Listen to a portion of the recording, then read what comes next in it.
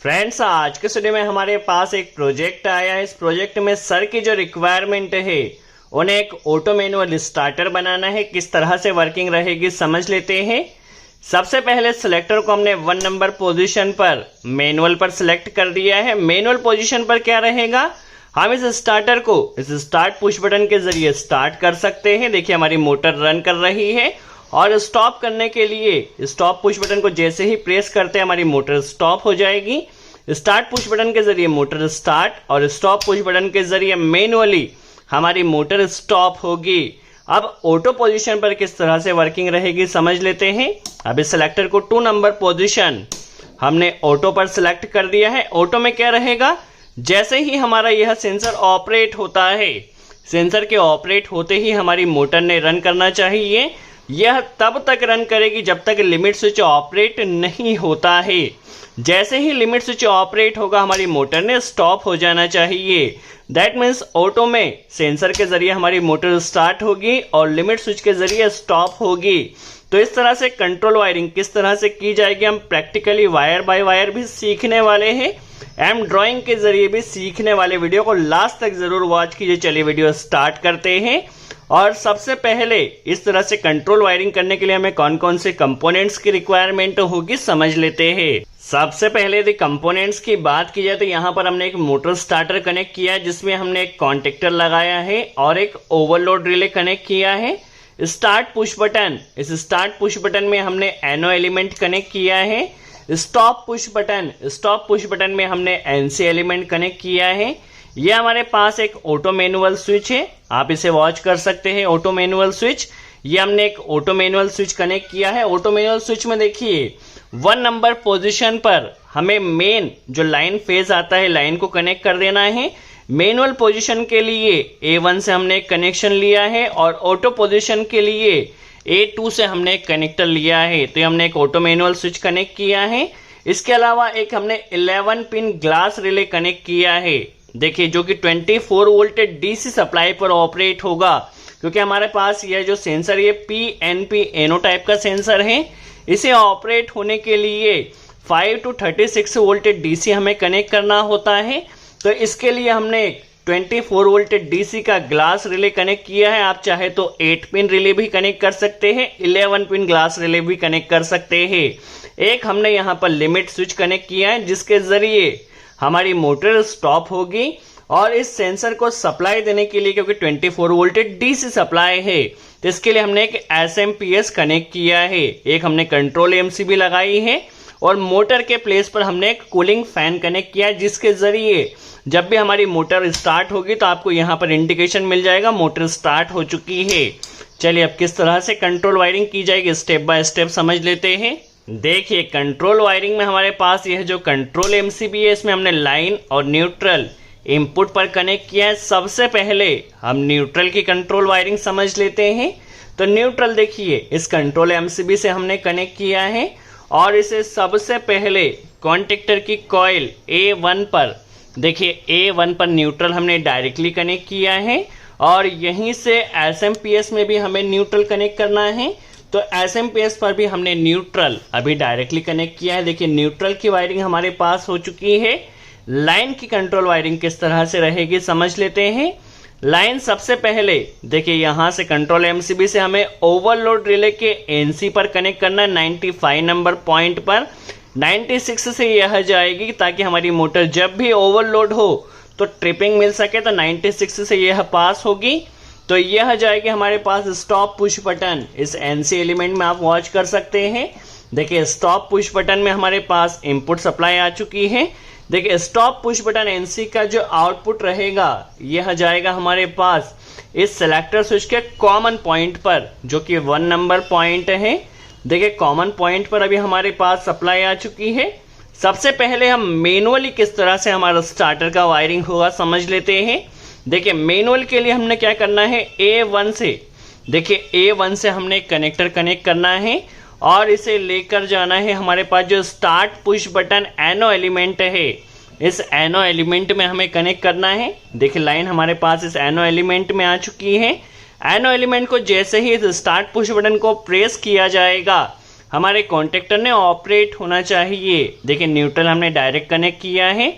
Line यहाँ पर इस पुश बटन के जरिए आएगी। जैसे ही पुश बटन को प्रेस किया जाएगा कॉन्टेक्टर हमारा ऑपरेट होगा, बट उतने ही टाइम के लिए जितने टाइम के लिए हमने पुश बटन को प्रेस किया है। अब इसमें होल्डिंग किस तरह से कनेक्ट की जाएगी समझ लेते हैं। होल्डिंग के लिए आपको देखिए जो हमारे पास स्टार्ट पुश बटन है, इस स्टार्ट पुश बटन के इनपुट से आपको एक कनेक्टर लेना है और इससे इस कॉन्टेक्टर के एनो पर कनेक्ट कर देना है। देखिए यहाँ पर एनो पर कनेक्ट किया है ऑक्सिलरी पॉइंट पर, और यहीं से देखिए कॉन्टेक्टर की कॉइल से कनेक्टर लेना और उसे इस एनो पर कनेक्ट कर देना है। होगा क्या है, जैसे ही हमारा कॉन्टेक्टर ऑपरेट होगा तो उस कंडीशन में यह एनो एनसी बनेगा और एनो एनसी बनने से हमारी सप्लाई यहाँ पर पास होगी। देखिए सिंपल सा हमने अभी ड्यूअल स्टार्टर बनाया है मैनुअल ऑपरेशन के लिए। अब किस तरह से ऑटो में ऑपरेशन रहेगा समझ लेते हैं। तो ऑटो के लिए देखिए सबसे पहले एसएमपीएस में हमने यहाँ से देखिए A2 से एक कनेक्टर लिया है, A2 से एक कनेक्टर लिया और उसे एसएमपीएस के लाइन पर कनेक्ट किया है। सबसे पहले ये सप्लाई आएगी हमारे पास इस एसएमपीएस में। देखिए एसएमपीएस पर अभी लाइन आ चुका है। अब हमें सेंसर की वायरिंग करना है। चूंकि हमारे पास ये जो सेंसर है वो पीएनपी टाइप का सेंसर है, 3 वायर पीएनपी सेंसर का जो आउटपुट रहता है वह पॉजिटिव रहता है। तो देखिए यहाँ से हमने क्या किया है, सेंसर का जो ब्राउन वायर है इस ब्राउन वायर में हमने पॉजिटिव 24 वोल्ट डीसी कनेक्ट किया है।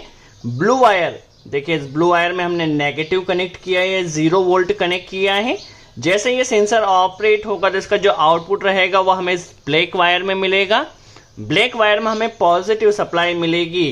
तो यहाँ से देखिए इस ब्लैक वायर को हमने कनेक्टर लिया है, कनेक्टर कनेक्ट कर दिया और उसके जरिए रिले की कॉइल को ऑपरेट किया है 2 नंबर पॉइंट पर। देखिए अभी हमारा रिले जैसे ही सेंसर ऑपरेट होगा तो रिले ऑपरेट होगा उतने ही टाइम के लिए जितने टाइम के लिए अभी सेंसर हमारा ऑपरेट हुआ है।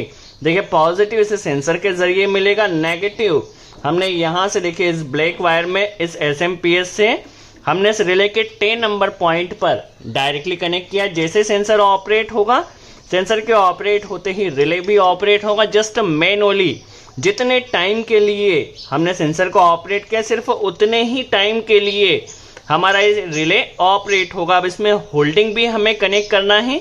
होल्डिंग किस तरह से कनेक्ट की जाएगी इसे आप केयरफुली वॉच कीजिए। तो होल्डिंग के लिए एक कनेक्टर देखिए यहाँ से हमने लिया है इस कॉइल से 2 नंबर पॉइंट से, और इस कनेक्टर को हमने इस 1 नंबर पॉइंट पर कनेक्ट कर दिया है।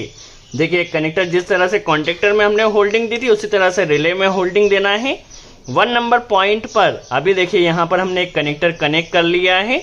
अभी क्या होगा, होल्डिंग सप्लाई हमें इस एसएमपीएस के पॉजिटिव से लेना होगी। तो पॉजिटिव से देखिए हमने इस रेड वायर में इस पॉजिटिव को यहाँ पर कनेक्ट किया है और इसे लिमिट स्विच के एनसी पर कनेक्ट किया। लिमिट स्विच में आप चेक कर लीजिए एनओ पॉइंट कहाँ दिया गया है, एनसी पॉइंट कहाँ दिया गया है। तो हमने एनसी में कनेक्ट किया है। देखिए जैसे लिमिट स्विच लगेगा तो ये एनसी एनओ बन जाएगा, सप्लाई कट ऑफ हो जाएगी। तो इसके एनसी से हमने एक कनेक्टर लिया है और इसे रिले के जो 3 नंबर पॉइंट एनओ होता है इस एनओ पर कनेक्ट किया है। देखिए नॉर्मल कंडीशन में सप्लाई पास होती रहेगी तो हमारे रिले को होल्डिंग सप्लाई मिलती रहेगी। जैसे ही हमारा ये लिमिट स्विच ऑपरेट होता है होल्डिंग सप्लाई यहाँ से कट ऑफ हो जाएगी। तो यहाँ पर देखिए 3 नंबर पॉइंट पर हमने होल्डिंग सप्लाई कनेक्ट कर दिया है। जैसे सेंसर ऑपरेट होगा हमारा यह जो रिले है रिले ऑपरेट हो जाएगा। जैसे लिमिट स्विच लगेगा तो होल्डिंग सप्लाई कटने के कारण हमारा जो स्टार्टर या जो रिले है ये रिले स्टॉप हो जाएगा। तो यह तो बात हुई सेंसर के लगने से अभी हमारा रिले ऑपरेट होगा, लिमिट स्विच के लगने से हमारा रिले स्टॉप होगा।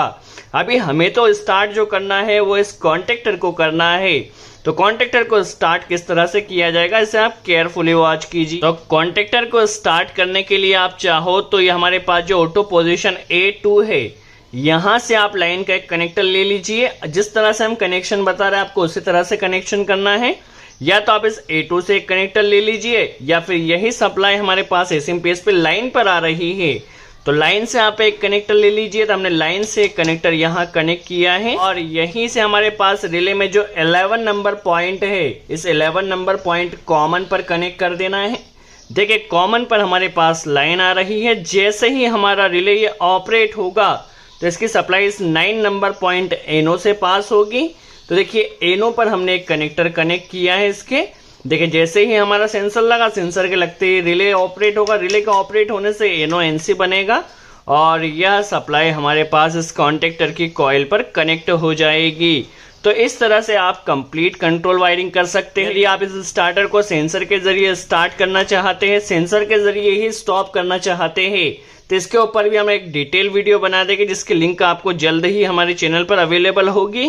तो दोस्तों आई होप आपको ये कॉन्सेप्ट क्लियर हुआ हो, किस तरह से एक ऑटो मैनुअल स्टार्टर को आप पुश बटन के जरिए भी स्टार्ट एंड स्टॉप कर सकते हैं और ऑटो में इसे आप सेंसर के जरिए स्टार्ट और लिमिट स्विच के जरिए स्टॉप कर सकते हैं। दोस्तों यदि इस वीडियो से आपने कुछ नई इन्फॉर्मेशन सीखी हो तो वीडियो को लाइक जरूर कर दीजिए। सो आज के लिए इतना ही। Thanks friends.